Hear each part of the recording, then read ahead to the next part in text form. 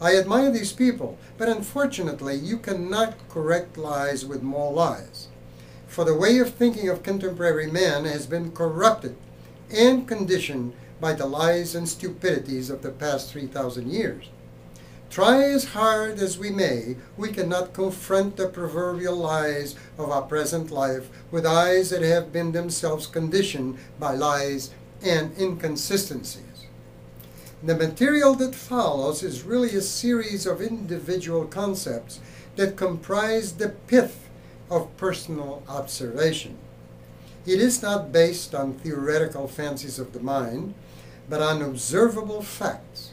You can observe them also. I've always tried to stay away from theories. The facts either work or they don't. If they don't, you either didn't comprehend them, didn't apply them, didn't observe them, or they simply are not based on reality. You will be the judge. I repeat, the elements of this work are observable facts. But we all have been given so many truths, quote unquote, that we either don't have the courage to confront the observable facts, or we are simply indifferent. The concepts you're about to study have nothing to do with religion or mysticism in general. If you are of a closed-mind religious nature, most likely you will be offended by what you are about to read. I warn you now. These principles are universal observations that have nothing whatsoever to do with religions and New Age concepts. They are my and others' observations that, when applied, give successful results to me and others, and to you too, if you follow the suggestions for proper study. People in general find it uncomfortable to digest these principles, for some of them are overwhelming.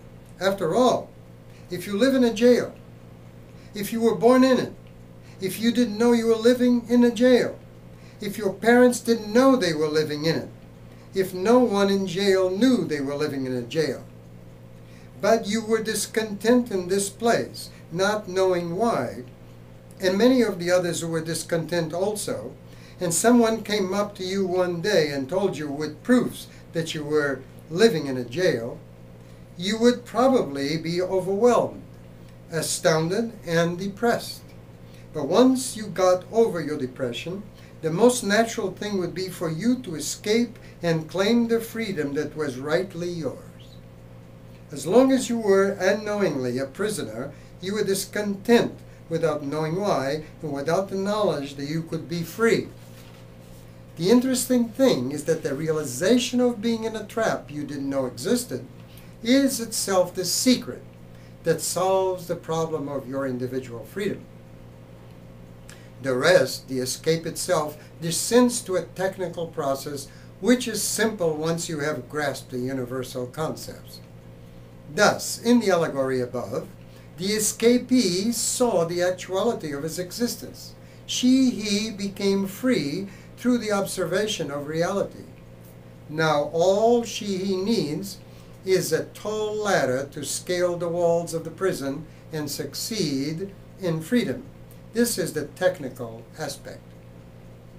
This book is really a manual. It is not a book you read all the way through and then say, quote, I read it, yes, pretty interesting, unquote. It is a manual because you'll want to keep it close to you every day. It is a manual you'll never finish studying until you achieve a certain amount of personal freedom that pleases you. As you will see later, each realm will have its own music to listen to, and this will take some time. The music will bring about the necessary feeling that goes with the philosophy. Intellect alone is not enough. But I tell you this, if you take your time in studying the manual, and if you take your time in listening to the music representing each realm, you will, without any doubt, experience a personal transformation that will please you greatly in the 5 requirements for mastery of life. These 5 requirements are health, personal power, wealth, love, and sex. This manual is mostly for the young, but not necessarily. I say the young because in every age, young men and women have been the martyrs of a civilization that for the past 3,000 years has been replete with lies. Young men and women have been born in innocence, with their minds hungry for knowledge and comprehension, only to be beaten physically and allegorically into the beliefs that even today are creating agonizing pain, ugliness, and spilled blood for no reason at all. A few of us presently do know that life was not meant to be lived this way, and that in fact life is simple. Except for the occasional extreme case of accident, the experience of living life is actually a simple matter. But the majority of us make it complicated due to the inherited ugly chains of causation. From the dead past that were all based on lies. Rather, chains of causations from the dead past that were all based on lies. It is a vicious circle, for the lies and false beliefs are passed down from generation to generation who, not being able to extricate themselves from them, simply follow blindly what society and 85% of the population decide, based on those lies, is the correct way to live.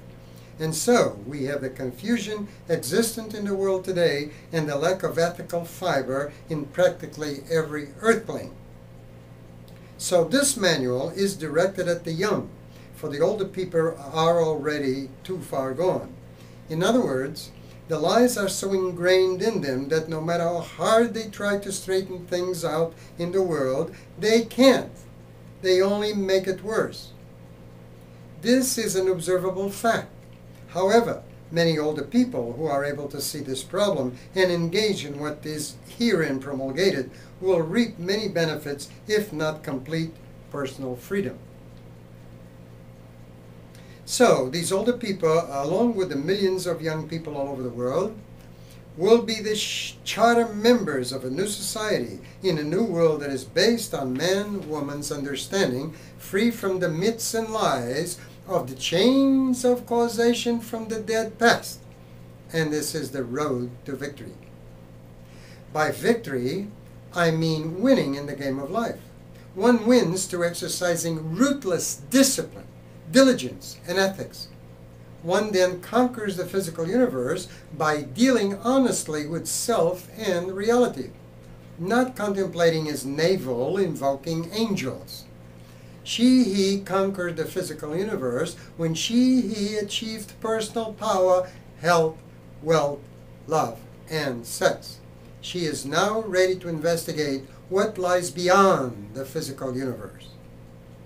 Young minds reading this will at once begin to feel guiltless and unafraid, and thus these minds will be minus the frustrations that were leading them to use drugs and bullets instead of pencils in school.